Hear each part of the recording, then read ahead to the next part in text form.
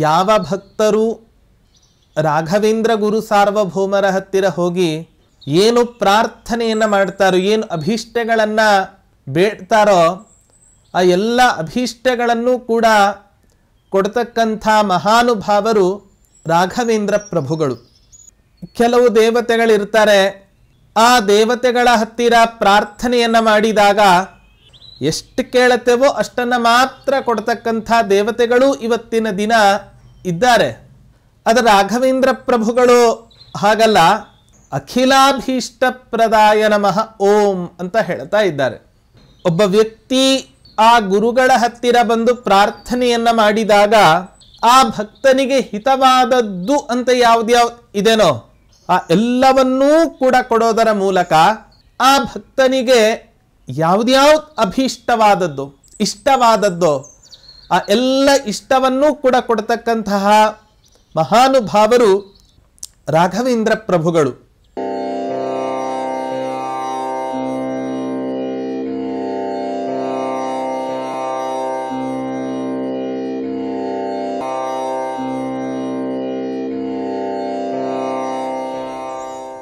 ಯೋಂತಃ ಪ್ರವಿಶ್ಯ ಮಮ ವಾಚಮಿಮಾಂ ಪ್ರಸುಪ್ತಾಂ ಸಂಜೀವಯತ್ಯಖಿಲಶಕ್ತಿಧರಸ್ವಧಾಮ್ನಾ ಅನ್ಯಾಂಶ್ಚ ಹಸ್ತಚರಣಶ್ರವಣತ್ವಗಾದೀನ್ ಪ್ರಾಣಾನ್ನಮೋ ಭಗವತೆ ಪುರುಷಾಯ ತುಭ್ಯಂ.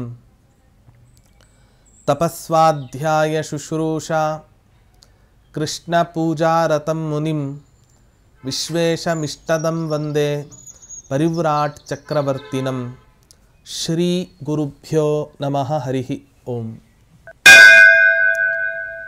ರಾಯರ ಸಹಸ್ರನಾಮ ಚಿಂತನೆಯಲ್ಲಿ ಮಂತ್ರಾಲಯ ಪ್ರಭುಗಳಾದ ರಾಘವೇಂದ್ರ ತೀರ್ಥರು ಭಗವಂತನ ಸಾಕ್ಷಾತ್ಕಾರವನ್ನು ಪಡೆದುಕೊಂಡಿರ್ತಕ್ಕಂತಹ ಮಹನೀಯರು. ಆದ್ದರಿಂದ ಓಂ ಅಪರೋಕ್ಷೀಕೃತಾಚ್ಯುತಾಯ ನಮಃ ಓಂ ಅನ್ನೋ ಪದದ ಚಿಂತನೆಯನ್ನು ನಾವು ಮಾಡಿದ್ದೆವು.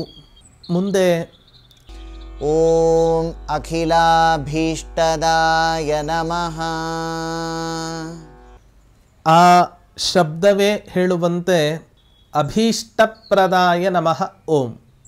ಯಾವ ಭಕ್ತರು ರಾಘವೇಂದ್ರ ಗುರು ಸಾರ್ವಭೌಮರ ಹತ್ತಿರ ಹೋಗಿ ಏನು ಪ್ರಾರ್ಥನೆಯನ್ನು ಮಾಡ್ತಾರೋ, ಏನು ಅಭೀಷ್ಟಗಳನ್ನು ಬೇಡ್ತಾರೋ ಆ ಎಲ್ಲ ಅಭೀಷ್ಟಗಳನ್ನು ಕೂಡ ಕೊಡ್ತಕ್ಕಂಥ ಮಹಾನುಭಾವರು ರಾಘವೇಂದ್ರ ಪ್ರಭುಗಳು.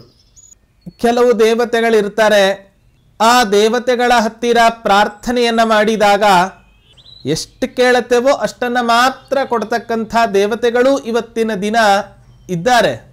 ಆದರೆ ರಾಘವೇಂದ್ರ ಪ್ರಭುಗಳು ಹಾಗಲ್ಲ, ಅಖಿಲಾಭೀಷ್ಟಪ್ರದಾಯ ನಮಃ ಓಂ ಅಂತ ಹೇಳ್ತಾ ಇದ್ದಾರೆ. ಒಬ್ಬ ವ್ಯಕ್ತಿ ಆ ಗುರುಗಳ ಹತ್ತಿರ ಬಂದು ಪ್ರಾರ್ಥನೆಯನ್ನು ಮಾಡಿದಾಗ ಆ ಭಕ್ತನಿಗೆ ಹಿತವಾದದ್ದು ಅಂತ ಯಾವ್ದ್ಯಾವ್ದು ಇದೆನೋ ಆ ಎಲ್ಲವನ್ನೂ ಕೂಡ ಕೊಡೋದರ ಮೂಲಕ ಆ ಭಕ್ತನಿಗೆ ಯಾವ್ದ್ಯಾವ್ದು ಅಭೀಷ್ಟವಾದದ್ದು ಇಷ್ಟವಾದದ್ದು ಆ ಎಲ್ಲ ಇಷ್ಟವನ್ನೂ ಕೂಡ ಕೊಡ್ತಕ್ಕಂತಹ ಮಹಾನುಭಾವರು ರಾಘವೇಂದ್ರ ಪ್ರಭುಗಳು. ಒಂದು ಪ್ರಸಿದ್ಧವಾದ ಕಥೆ. ಒಂದು ಬದಿ ತುಂಗಭದ್ರಾ ನದಿ ತೀರ, ಇನ್ನೊಂದು ಬದಿ ಕಾಗಿಣಿ ನದಿ ಮಳಖೇಡ ಕ್ಷೇತ್ರ.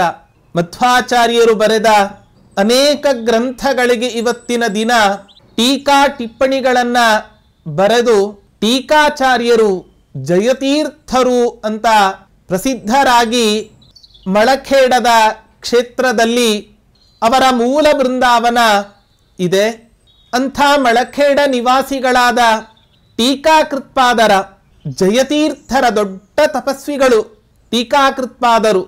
ಅಂಥ ಜಯತೀರ್ಥರ ಸೇವೆಯನ್ನು ಮಾಡೋದಕ್ಕೋಸ್ಕರ ಅಂತ ಒಬ್ಬ ಭಕ್ತ ಹೋಗ್ತಾನಂತೆ. ಆ ಒಬ್ಬ ಭಕ್ತ ಹೋದಾಗ ಅವನಿಗೇನು ಬೇಕಾಗಿತ್ತು? ಸಂಪತ್ತು ಬೇಕಾಗಿತ್ತು. ಅದಕ್ಕೋಸ್ಕರ ಜಯತೀರ್ಥರ ಬೃಂದಾವನ ಸೇವೆಯನ್ನು ಮಾಡ್ತಾ ಇದ್ದ. ಒಂದು ದಿನ ಸ್ವಪ್ನದಲ್ಲಿ ಸ್ವತಃ ಆ ಟೀಕಾರಾಯರೇ ಬಂದು ಹೇಳ್ತಾರೆ, ಸಂಪತ್ತೆಲ್ಲ ಬೇಕು ಅಂತಾದರೆ ನನ್ನ ಸೇವೆಯನ್ನು ಮಾಡಿದರೆ ಉಪಯೋಗ ಇಲ್ಲ. ವೈರಾಗ್ಯ ನಿಧಿಗಳು ನಾವು. ಜೀವನದಲ್ಲಿ ವೈರಾಗ್ಯ ಬೇಕು ಅಂತಾದರೆ ನಮ್ಮ ಪ್ರಾರ್ಥನೆಯನ್ನು ಮಾಡು. ಸಂಪತ್ತು ಬೇಕು ಅಂತಾದರೆ ಇಲ್ಲೇ ಪಕ್ಕದಲ್ಲೇ ಇರತಕ್ಕಂತಹ ತುಂಗಭದ್ರಾ ನದಿ ತೀರದಲ್ಲಿ ವಾಸ ಮಾಡಿಕೊಂಡು ಇರತಕ್ಕಂತಹ ಮಂತ್ರಾಲಯ ಕ್ಷೇತ್ರ ವಾಸಿಗಳಾದ ರಾಘವೇಂದ್ರ ತೀರ್ಥರು ಸನ್ನಿಹಿತರಾಗಿದ್ದಾರೆ. ಅಂಥ ರಾಘವೇಂದ್ರ ತೀರ್ಥರ ಹತ್ತಿರ ಹೋಗಿ ನೀನು ಏನೇನು ಬೇಕೋ ಎಲ್ಲವನ್ನೂ ಕೂಡ ಕೇಳು, ಅವರು ಕೊಡ್ತಾರೆ ಅಂತ ಕಳಿಸ್ತಾರೆ.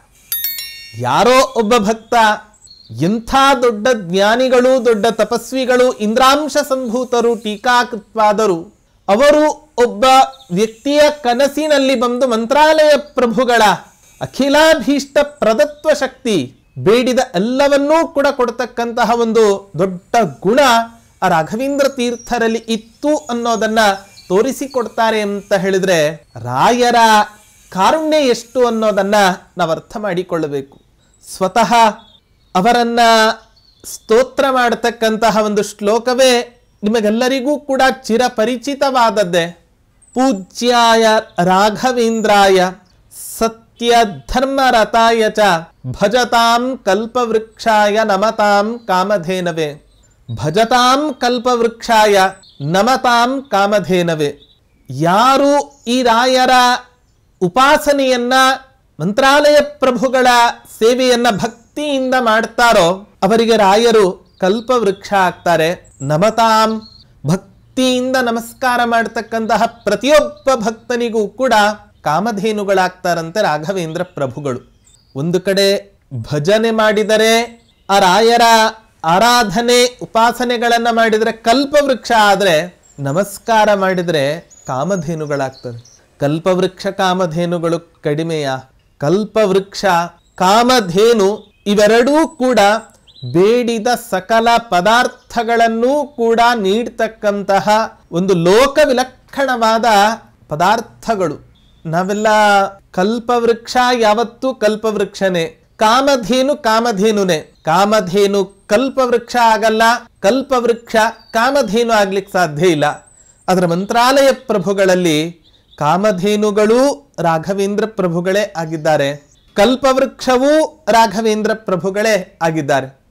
ಎಂಥ ಒಂದು ವೈಶಿಷ್ಟ್ಯ ರಾಘವೇಂದ್ರ ಪ್ರಭುಗಳಲ್ಲಿ. ಹಾಗಾಗಿ ಕಲ್ಪವೃಕ್ಷ ಕಾಮಧೇನು ಎರಡೂ ಕೂಡ ಒಂದೊಂದೇ ಕಲ್ಪವೃಕ್ಷ ಒಂದೊಂದೇ ಕಾಮಧೇನುವಿನ ಹತ್ರ ಹೋಗಿ ಎಲ್ಲವನ್ನೂ ಕೂಡ ಬೇಡಿದರೆ ಕೊಡ್ತಾ ಇದ್ದರೆ, ಎರಡೂ ಒಟ್ಟಿಗೆ ಸೇರಿದಾಗ ಇನ್ನು ಕೊಡ್ಲಿಕ್ಕೆ ಸಾಧ್ಯ ಇಲ್ಲ ಅಂತ ಹೇಳಬೇಕಾ? ಹಾಗಾಗಿ ಅಖಿಲಾಭೀಷ್ಟಪ್ರದಾಯ ನಮಃ.